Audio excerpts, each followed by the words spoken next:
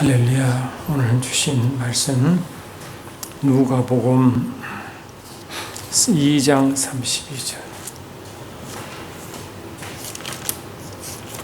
누가복음 2장 32절 합독하십니다.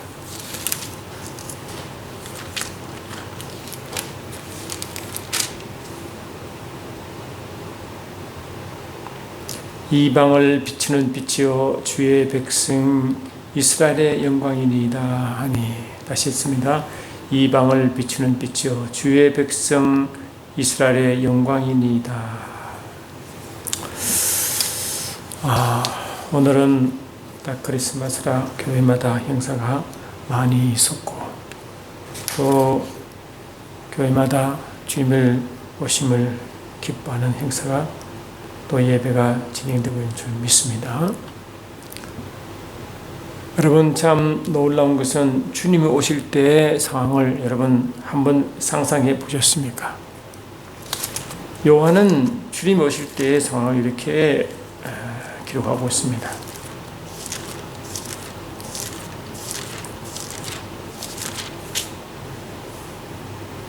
태초에 말씀이 계십니다. 이 말씀이 하나님과 함께 계셨으니 이 말씀은 곧 하나님이시라.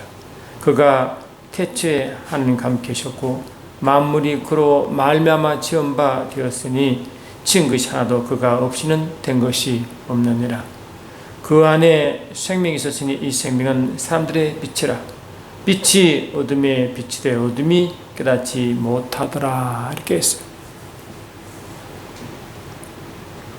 예수님은 요한이 이제 기록한 대로 이 영원제, 이 태초가 미완료 과거형으로 되어 있어가지고 과거형 없는 과거, 영원전 말씀이 계셨다. 그런데 그 말씀은 하나님과 함께 계시는데 그분이 말씀 하나님을 계시다라고 하셨어요. 근데 그 말씀 안에는 생명이 있는데 그 생명이 이 세상의 빛이라고. 근데 그 빛이 이 세상에 비추었는데 어디에 비추냐? 어둠에 비춘다. 어둠에 비춘다. 그 이 말이 뭐예요? 이 빛은 하나님의 영광의 빛이요. 이 땅에는 주님 오실 때는 이 영광이 없는 영적 어둠이라고. 거의 이 영적 어둠에 하늘빛이 임한 거예요. 그러면 이 하늘빛이 임하면 이 세상 사람들이 그 빛을 알아야 되잖아요. 근데 뭘 말하고 있느냐? 그가 세상에 계셨으면 세상은 그로 말미암아 지은 바 되었으되 세상이 그를 알지 못하였고 자기 땅에 오매 자기 백성이 영접하지 아니하였으나 이랬다. 그리 이 하늘 영광이 이 땅에 비쳤는데 아무도 그 빛을 모르는 거예요. 예수님은 이 구약에 하나님 백성 가운데 오신다고 약속되어 있는 그 약속대로 오시는데 진짜 자기 땅에 오매 자기 백성은 영접하지 않는다. 그러니까 자기 백성들조차도 모른다는 겁니다. 그들의 눈이 감겼습니까? 눈이 뜨아 있죠. 다 본다. 그런데 왜 예수를 모를까요? 모르니까 영접하지 않겠죠. 그런데 영접하는 자고 그 이름을 믿는 자들에게는 하나님 자녀들은 권세를 주었다. 이는 혈통으로나 육정으로나 사람의 뜻으로 나지 아니하고 오직 하나님께로부터 난 자만 그렇다. 그 예수님을 영접하는 것은, 그 이름을 믿는 자는 뭐가 된다고? 하나님의 자녀가 된다. 그러면 자녀는 본다는 거예요. 그리고 자녀가 아니라는 거 아니에요. 그럼 자녀가 아니면 누구 자녀겠어요? 이 사도 요한은 계속해서 요한 1서 이렇게 말하고 있습니다. 요한 1서 2, 3장을 보니까 가인같이 하지 말라. 그건 악한 자에 속하여 그 아우를 죽였으니 어떤 이유로 죽였느냐? 자기의 행위는 악하고 그 아우의 행위는 의로움이라 하므로 악한 자에 속하여 죽였대. 그러므로 하나님의 자녀들과 마귀의 자녀들이 드러나므로 무릇 의를 행하지 아니한 자나 또 그 형제를 사랑하지 않은 자는 하나님께 속하지 아니할지라. 이렇게 하나님의 자녀가 있고 마귀의 자녀가 있다는 거예요. 그럼 하나님 자녀는 뭔가? 영접하는 자, 그 이름을 믿는 자는 하나님 자녀라고 했다. 그러니까 이 하나님 자녀가 아니기 때문에 믿지도 않고 영접하지 않는 상태라는 거. 그럼 뭡니까? 마귀의 자녀라는 것입니다. 이런 육으로 판단을 한, 육으로는 아무도 모릅니다. 누가 메시아인지, 누가 어떤지를. 영적인 세계이기 때문에 육적으로는 아무도 알 수가 없다. 이는 혈통으로나 육적으로 나지 아니하고, 혈통으로나 육적으로 사람의 뜻으로 나지 아니하고 오직 하나님께로부터 난 자다. 그러니 혈과 육으로는 모른다는 거예요. 이게 문제입니다. 예수님 오시는 그때 하늘 영광이 비치는, 이 하늘 영광이 비치는데 이 어두운 가운데 어둠에 비치되 어둠에다. 어둠. 예수님이 이 땅에 계실 때 요한, 야고보, 베드로를 데리고 가이사랴 빌립보 간 이야기를 여러 번 들었죠. 그때 예수님을 사람들은 몰라요. 모르는데 주님이 똑같은 질문을 제자들에게 합니다. 너희는 나를 누구라 하느냐? 하니까 시몬이 말하게, 주는 그리스도시요 살아계신 하나님의 아들입니다. 그리고 주님이 너무너무 기뻐했어요. 바이나 시몬아, 내가 복이 있다. 이를 내게 알게 한 이는 혈과 육이 아니라 뭐라고? 하늘이신 내 아버지시다. 하늘 아버지가 성령으로 베드로에게 계시한 사건입니다. 그 예수님을 알아보는 뭐라고? 혈과 육으로는 모른다는 거예요. 혈과 육은 도대체 예수님 하나님 아들이신지, 그분의 그리스도이신지, 하나님 말씀 하나님이신지를 모른다는 거예요. 그런데 또 내가 내게 이르노니 너는 베드로라. 내가 이 반석에 내 교회를 세우리니 엄부의 권세. 이 엄부의 권세.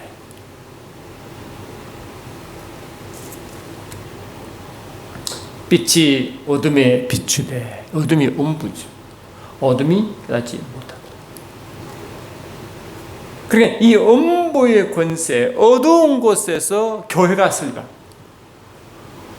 어떤 교회? 성령으로, 하나님께서 성령으로 예수가 누구인지를 아는 자, 성령으로 예수가 누구인지를 아는 자 무리가 교회가, 그 교회는 뭐라고? 엄부의 권세를 이기는 자다. 그걸 보고 믿는 자, 그 이름을 믿는 자, 영접하는 자, 그 이름을 믿는 자에게 하나님 다는 데는 권세가 엄부를 이기는 권세라는 것입니다. 예수님 오신 사건은 영적인 사건입니다. 영적으로 보지 않으면 절대로 예수님이 누구신지, 예수님이 오시는지도 모르는 거예요. 말씀이 주시는데요, 우리 가운데 거하심에 우리가 그의 영광을 보니, 이 영광이 빛이잖아. 우리 영광을 봐야, 그 영광은 하나님의 영광입니다. 하나님의 영광을 가지고 오신 분이 예수님이세요. 그 영광이 이 땅에 비쳤는데 이 어둠은 그를 알지 못하고 영접하지 않은 거예요. 여러분, 오늘 크리스마스인데 저와 여러분도 기뻐하고 즐거워하는 것은 That's okay. Why not?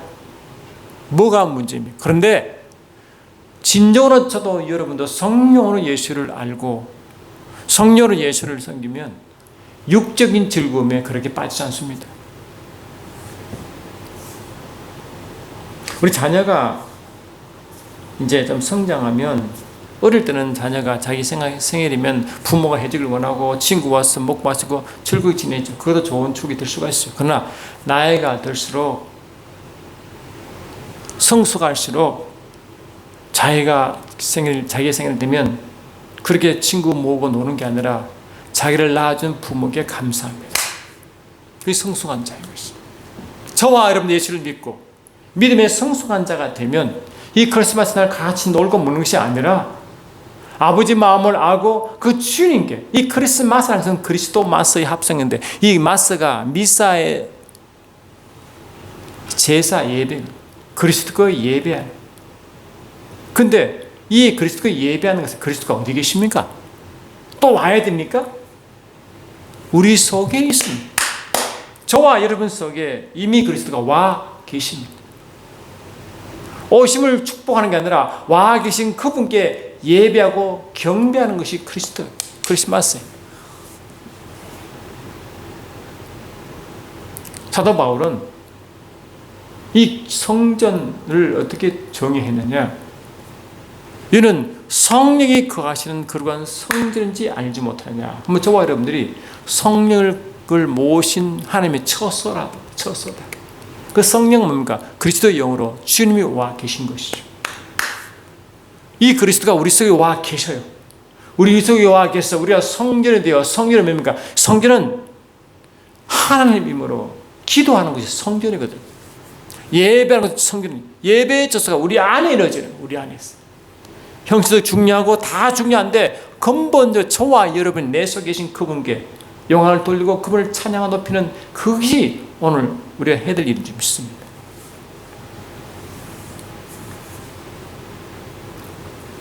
예수님 오신 그 사건은 그냥 육으로 봤어요. 육으로 아름다운 곳을, 육으로 이 지구의 한 구석인 그 동네에 오신 거 아니에요.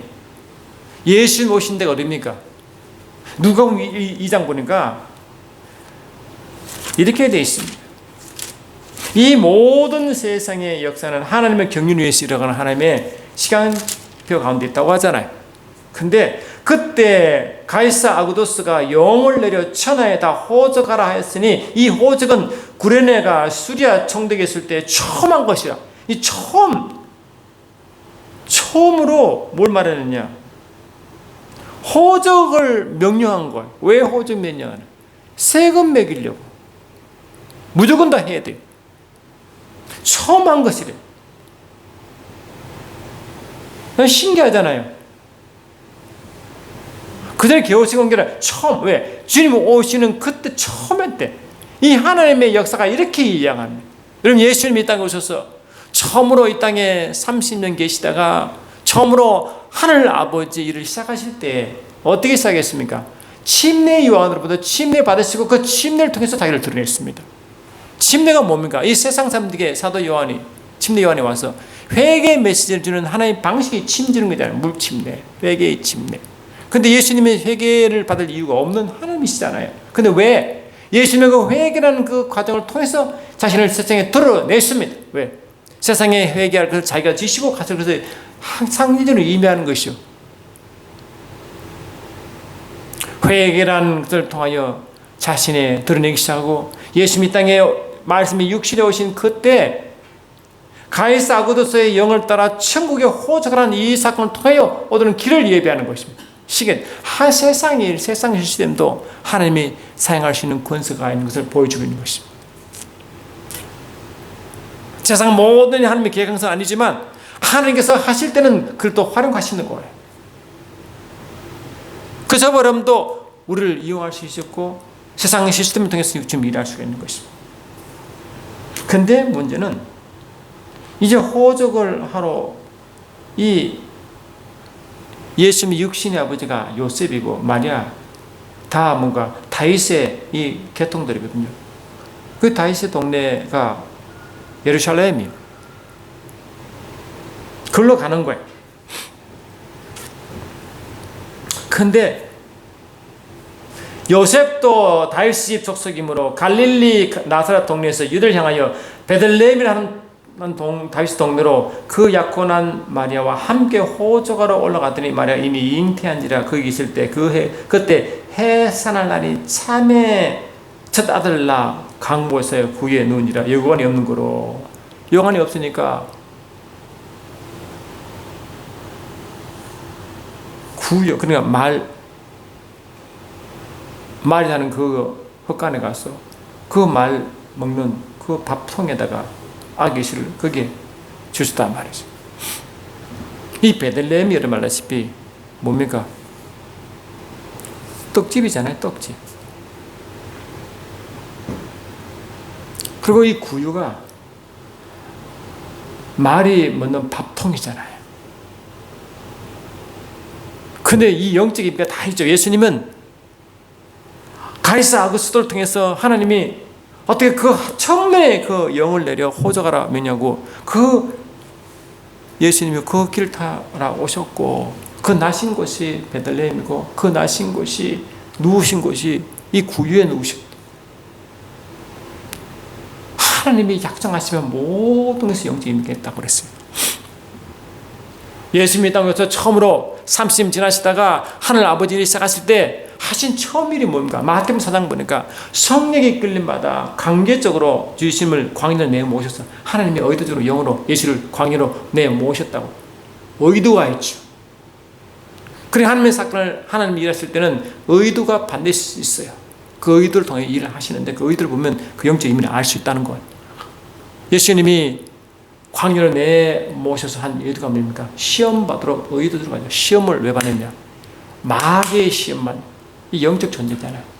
예수님이 이 30세 하나님의 일을 시작하기 전까지는 예수님이 이 땅에 계실 때는 영적인 메시지가 별로 없어요. 근데 30세가 돼서 처음 하늘 아버지, 하나님이 말씀이 육신이 되었을 때, 하나님이 이 땅에 보내실 때, 그 일을 처음 시작할 때, 영적인 계시를 통해서 먼저 일을 하셨습니다.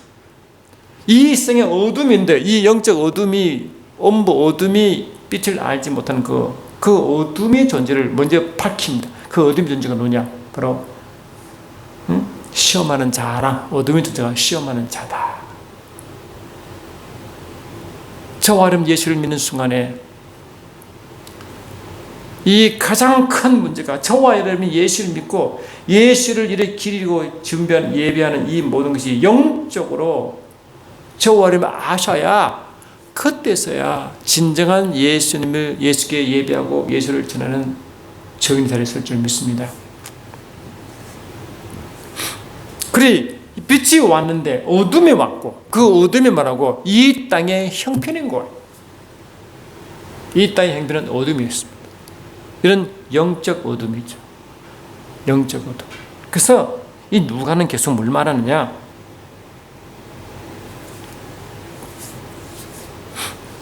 2장 77절 번역이 되어 있어요.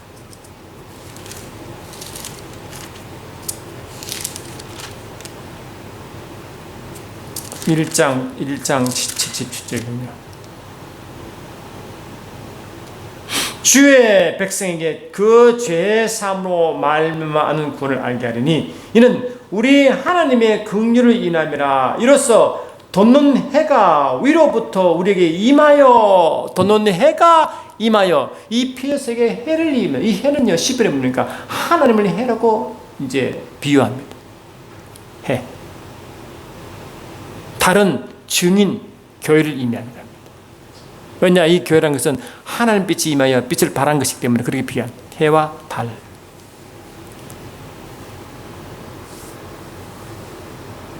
어두움과 죽음의 그늘에 앉은 자에게 비추고 우리 발을 평강의 길로 인도하시리로다. 이렇게 뭐라고? 예수님이 오실 때 그 어둠에 임할 때 어떻느냐? 어둠과 죽음의 그늘에 앉은 자라고 그게 비춘다. 그리고 이 땅이 영적으로 어둠과 죽음의 그늘 아래 있다. 그걸 알아야 돼.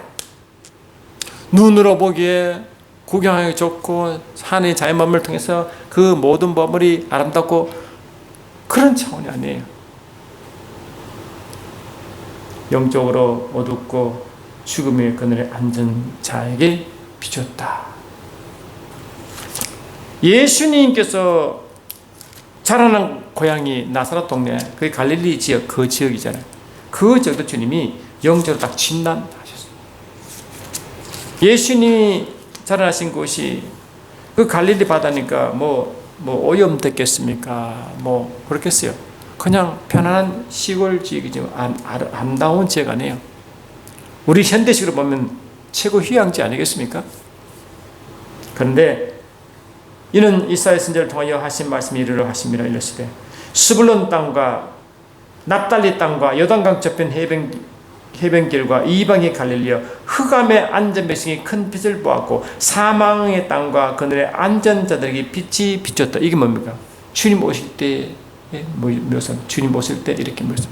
빛이 어둠에 비쳤는데 어둠이 알지 못한다. 그 빛이 어둠 비칠 때 어둠이 뭐라고? 이 땅. 어쩌면 예수님 고향도 그러면 전체가 다 그렇죠. 전체가 다 어둠이 있다. 근데 왜 이 사람들은 왜 몰랐느냐? 왜? 어둠이 장림되기 때문에 그렇습니다. 사도 요한은 요한 1서 2장 11절에 어둠이 장림되게 했다. 요한 에베소 4장 8절 보니까 우리도 저는 어둠이었더니 우리가 어둠이었고 그 어둠에 끌려온 자였다.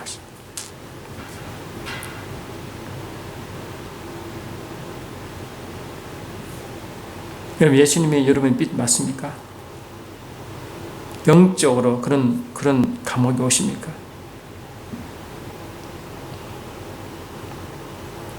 예수께서도 이렇게 가르칠 때 나는 세상의 빛이니 나를 따르는 자는 어둠에 다니지 않냐고 생명빛이 얻으리라. 저는 이 크리스마스 때 마음이 항상 부담이 어떤 부담이냐? 아직 이 영적 빛을 모르는 그들이 항상 마음에 부담. 그래 마음이 별로 기쁘지 않아요. 왜 기쁘지 않느냐? 주님이 기쁘고 왜 매일 주님 때문에 기쁘지만 주님 때문에 기쁘긴 한데 세상을 바라보면 주님이 답답하면 저희도 똑같이 몰려옵니다.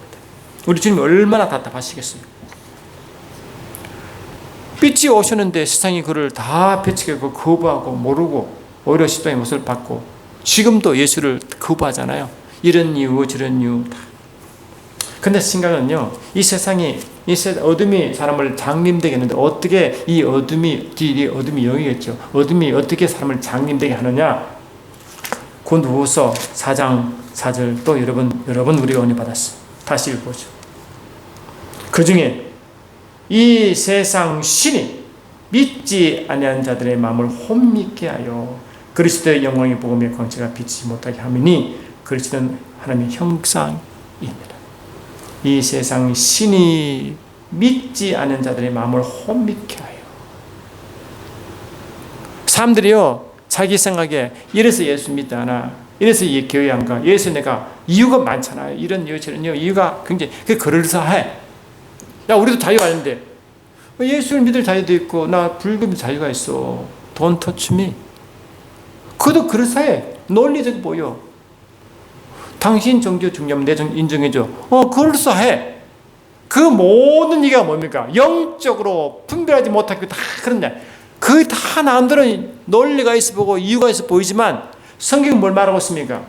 그 뒤에 세상 신이심을 그들 영적으로 무지하기 때문에 그래서 예수를 못 믿습니다.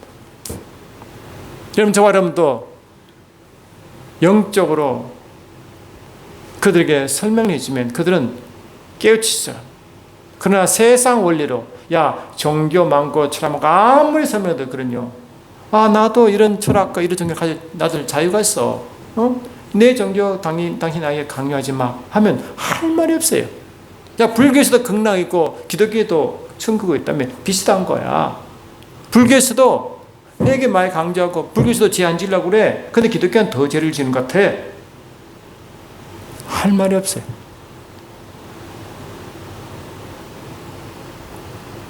저도 한 번은 항상 하나님이 저를 또 몰아봤을 때 전도 나가는데 어떤 분이 한 아파트 들어가는데 그 아파트 앞에 큰 바위가 있어요. 그분이 그 가부좌를 털고 그렇게 앉았더라고요. 그분이 그 아파트에 그 아파트를 돌보는 사람이더라고요. 그 막무가내 예수를 전하죠. 근데 논쟁이 붙었어요. 제가. 그분은 아는 게 굉장히 많으시죠.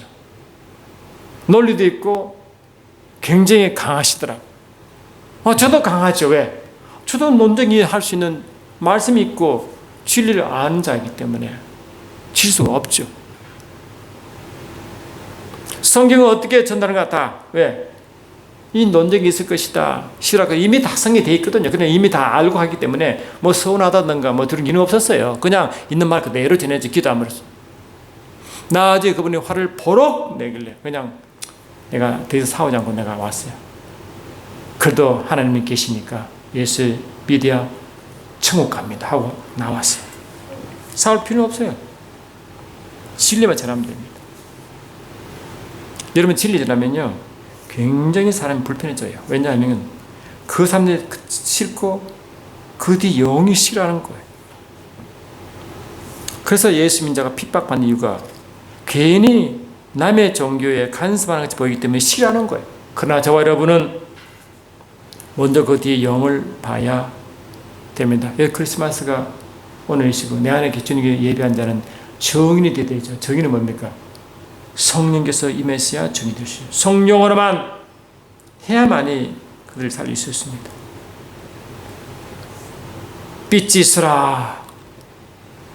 고린도서 4장 6절에 빛이 있으라 하나님이 그 마음에 예수 그리스도의 얼굴에 하나님 아는 빛을 우리 마음에 비춤으로 우리가 살아났어요. 그 빛이 비추야 사람. 이 빛을 가는 자가 누구냐? 이 세상 신이 가려버린다. 이 영광의 복음의 권세가 비추지 못하게 이 빛을 차단한 자가 마귀라는 것입니다. 세상 신입니다. 그런데 예수를 믿고 주님 말씀에 서기쌍하면 우리는 진정한 하나님의 자유에 들어갑니다. 이 자유함, 이 자유함이 그대로 이 자유함을 소개해야 됩니다.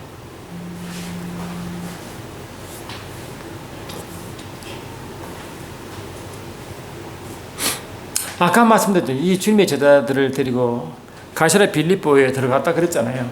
근데 이 가이사랴 빌립보 동네 그 중간에 헬몬산이라고요. 약 백두산보다 한 700m인가 높은 산이 헬몬산이래요. 그 헬몬산 밑에 가이사랴 빌립보가, 그러면 헬몬산이 뭐예요? 구약 보면 이 헬몬산이 10편 134편 나오지만 이 하나님의 성산으로 의미해요. 하나님의 빛이 있는 곳이, 하나님 머무는 곳이, 그런 의미가 강한 산입니다. 근데 그 하나님의 산이 있고 빛이 있고 그 밑에 뭐라고? 어둠이 있는 이 가이사랴 빌립보 동네가, 이 빌립보를 가이사 황제에 바치던 동네이기 때문에 보기는 좋을 동네라 황제에게 바친 동네인지 모르지만 영적으로만 죽음 있는 곳이라. 세상 가이사 왕이 통치하는 나라. 글로 주님이 가셔서 그 예수가 누군지를 물었잖아요. 저와 여러분도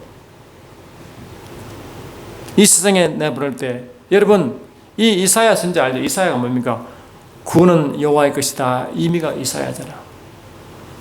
이사야 선지자가 이사야에서 보니까 이제 이사야 선지자가 하늘에 계시는 하나님을 만나. 그때 하나님이 이 이제 삼위일체 하나님 계신 거죠. 그때 이제 무슨 누가 나를 우리를 위해 보낼꼬. 그때 이사야가 손을 번쩍 대면서 제가 여기 있는 나를 보냈어 하잖아요. 그리고 보내신 받은 자가 이 사도입니다. 처음으로 하나님께서 보내신 자, 그분이 예수님이 보내신 분. 그래 예수님은 아버지 마음을 가지고 오신 분이라고요. 이사 선지자 황에서 본 것처럼 아버지 마음을 가지고 아버지 심을 가지고 오신 분이 예수님이고, 그걸 보고 하나님이 보내셨다, 하나님께 소명받았다, 하늘부터 부르심받았다라고 말하는 것입니다. 첫 번째 이 소명받은 분이 예수님이죠. 왜? 예수님이 이사야 선지자의 환상처럼 누구를 보낼고 할 때 나를 보내서와 같은 영적 의미를 가지고 오신 분이라고요. 아버지 마음을 가지고 심을 가지고 오신 분이라고. 아버지 말씀을 가지고 아버지 심정을 가지고 이 땅에 오신 그분이 예수님이세요. 왜? 이 이사야 뜻이 여호와는 구원은 여호와의 것이다. 예수가 구원하시는 하나님의 뜻이잖아요. 마태복음 1장 21절의 말이죠.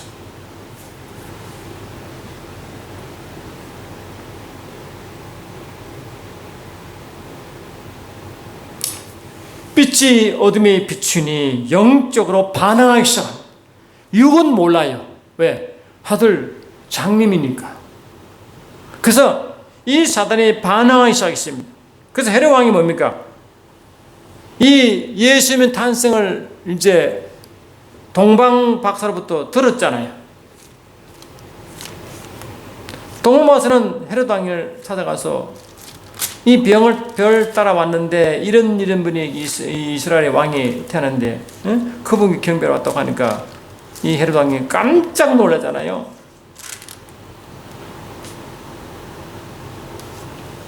그래서 헤롯 왕 때 예수께서 유대 베들레헴에 나심에 동방으로부터 박사들이 예루살렘에 이르러 말하되 유대인의 왕이라고 나신 네가 어디 계시냐? 우리는 동방에서 그의 배를 보고 그에게 경배하러 왔노라 이랬죠. 오늘이 그게 경배한 날 크리스마스 오늘입니다. 우리처럼 동방바사처럼 예수님이 태어나실 때 목동들에게 천사와 함께 천사물이 나타나 막 찬양했대. 그때 목동들이 뭡니까? 예수를 그리스도 찾아와 경배했죠. 그런데 오늘이라고 저와 여러분도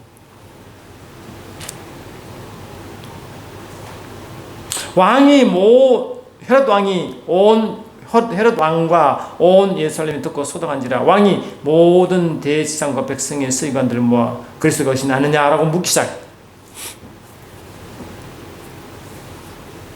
근데 서기관들은요 메시아가 어디 태어날까라는 것을 하도 성경 연구하니까 금방 알띠다. 이르되 유대 베들레헴이니 이는 선자가 이렇게 기록된 바 유대 땅 베들레헴아 너는 유대의 고을 중에 가장 작지 아니하였다. 내게서 한 다스리는 자가 나와서 내 백성 이스라엘 목자가 되리라 하시니 이렇게 선자 이게 서기관들이 금방 알아도 뭡니까? 안 갑니다. 알면 그들 먼저 가야 경배해야 되잖아요. 그러나 말과 달라. 진정한 메시아를 바라지 않죠.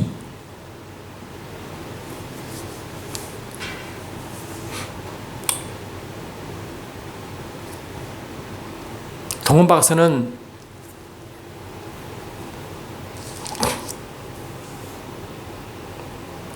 그 별 따라 계속 이제 예수가 태어난 곳으로 갔고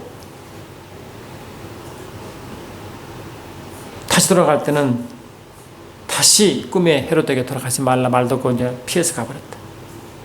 그러니까 이 헤롯이 알고 그 동방바사의 말을 들은 이후부터 그 기준으로 2살 아래 다 죽여버렸어요. 이미 헤롯이 뭡니까? 이미 예수를 죽였. 왜? 이 헤롯이 예수를 죽이는 이유가 뭐냐? 이 유대 왕이라니까 자기 정직이 나타나니까 죽인다.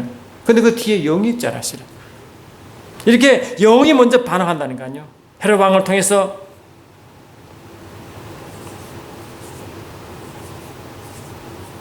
주님이 이 땅에 왔을 때 분명히 말했어요. 나는 금을 주러 왔다 했어요. 금은 영적 전투할 수 있는 금이잖아요. 에베소 6장 보니까 성령의 금고 하나님 말씀, 그 말씀을 주고 오셔서 우리 그 말씀을 우리 금이라.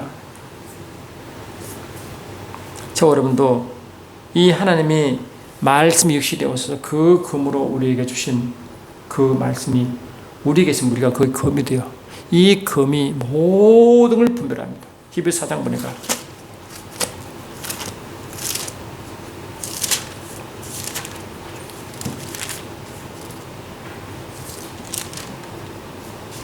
하나님 말씀은 살아있고 활력이 있어 좌우에서 알라서는 어떤 금보다 예리하여 혼과 영과 및 관절과 곳을 찔러 쪼개기도 하며 또 마음의 생각과 뜻을 판단하나니 지으신 것이 하나도 그 앞에 나타나지 않음이 없고 우리의 결산을 받으실 이 눈앞에 만물이 벌거벗은 것이 드러난다. 만물이 완전히 이게 드러나고 완전히 드러나. 모든 피조물이 어디 앞에 드러나느냐, 모든 게 분별되느냐, 살아있는 말씀 앞에 딱 드러난다. 그리고 예수님은 살아있는 말씀을 오셔서 그 말씀 우리에게 주셔서 그게 금으로 영적 전쟁하는데 영적 전쟁하는 그 기준이 뭐랄까? 이 말씀 분별로 간다는 것입니다. 그 저와 여러분이 이 살아있는 말씀 금이 없으면 영적 분별력도 없지만은 전투할 수도 없어요.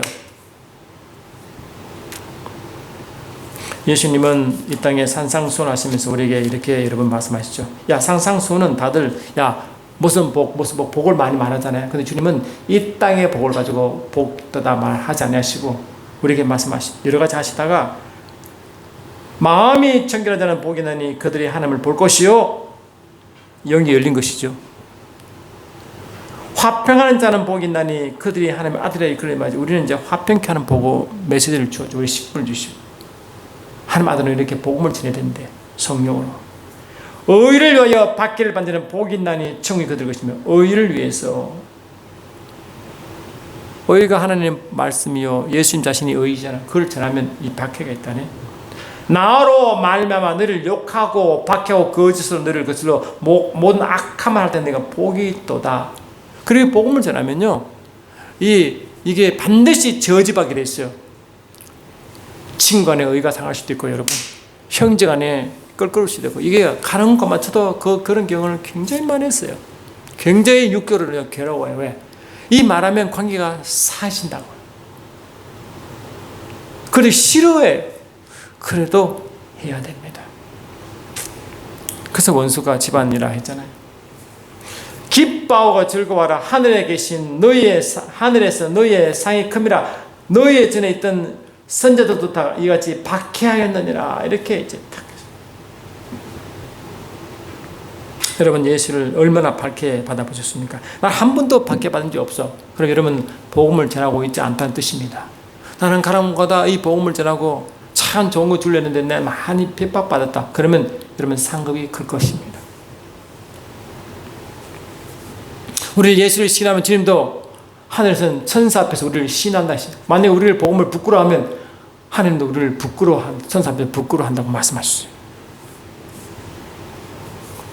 주님이 이사야 선지자가 하늘에서 본 거죠. 누구를 보낼고 하면 저와 여러분도 손을 드셔야 돼요. 그것이 오늘 크리스마스 날 할 영적 메시지인지 믿습니다.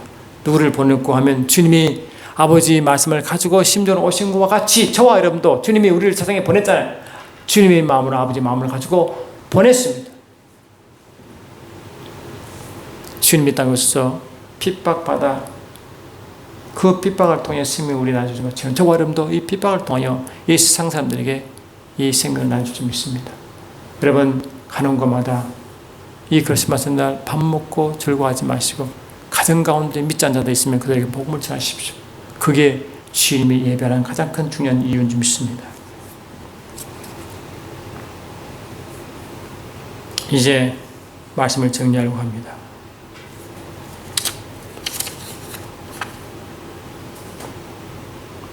내가 너로 여자와 원수가 되게 하고 내 후손도 여자의 후손과 원수가 되게 하리니 여자의 후손은 내 머리를 상할 것이요 너는 그의 발꿈치를 상할 것이라. 그러므로 예수가 오실 때부터 이미 뱀은 예수를 계속적으로 이제 뭡니까? 방해하고 사람을 통해서 예수를 핍박했습니다.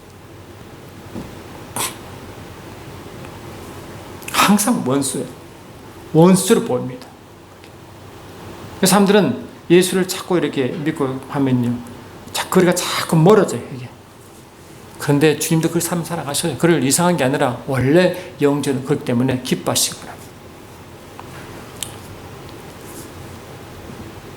기도하시면서 지혜롭게 이제 주님처럼 가장 중요한 것은 뭐냐? 예수님 내 안에 계심을 나타내면 됩니다. 주님 하심을 나타냅니다.